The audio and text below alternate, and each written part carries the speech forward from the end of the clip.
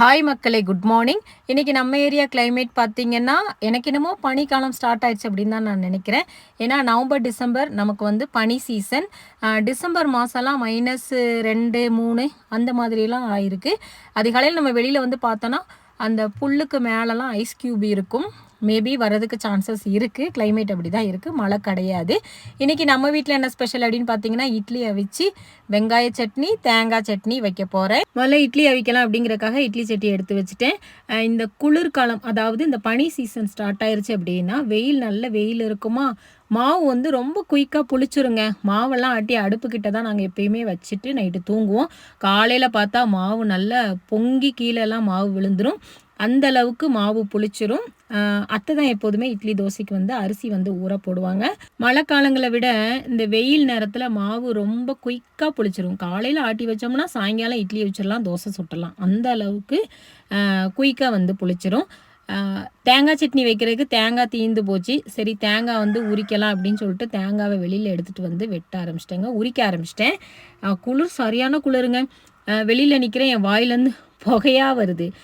நல்ல குளிர் இருக்குது. இப்போ நீங்கள் மூணார் வந்தீங்கன்னா நல்லா என்ஜாய் பண்ணலாம். அதிகாலையில் அந்த மிஸ்ட்டை வந்து நல்லா பார்க்கலாம். அப்புறம் வெயிலையும் நீங்கள் என்ஜாய் பண்ணலாம். வெயில் வந்து ரொம்ப உரைச்சலாம் அடிக்காது. குளிரோடு சேர்ந்த வெயில் தான் இந்த பனி காலங்களில் அப்படி தான் நமக்கு இருக்கும். பனி டைமில் எங்களுக்கு இருக்கிற பெரிய பிரச்சனை என்னென்னா, முகமெல்லாம் அப்படி தோலெல்லாம் உரிய ஆரம்பிக்கும். ஒரு மாதிரி ட்ரை ஆயிரும். ஃபேஸு கை கால் எல்லாமே ஒரு மாதிரி ட்ரை ஆயிரும்.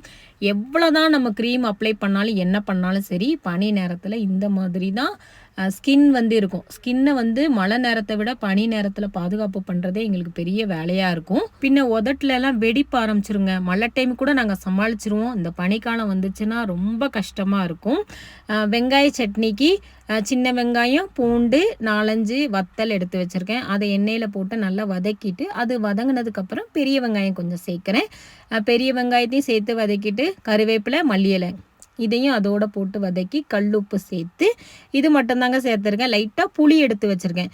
இதை தனியாக அரைச்சி எடுத்து வச்சுட்டு தேங்காய் சட்னிக்கு ரெடி பண்ணணுங்க. தேங்காய் உரிச்சிட்டு வந்தேன்னா அந்த தேங்காவை உடச்சிட்டு, தேங்காய் தண்ணி நம்ம சின்ன வயசில் அம்மா தேங்காய் உடைச்சாங்கன்னா ஆளுக்கு முந்தி போய் க்யூவில் நிற்போம் அந்த தேங்காய் தண்ணி குடிக்கிறதுக்காக.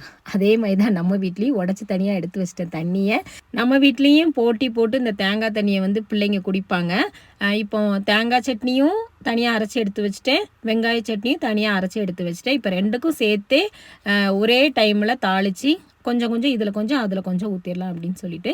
ஸோ மக்களே, இந்த வீடியோ பிடிச்சிருந்தா மறக்காமல் லைக் அண்ட் ஷேர் பண்ணுங்கள். உங்கள் எல்லாருக்குமே have a nice day. Thank you.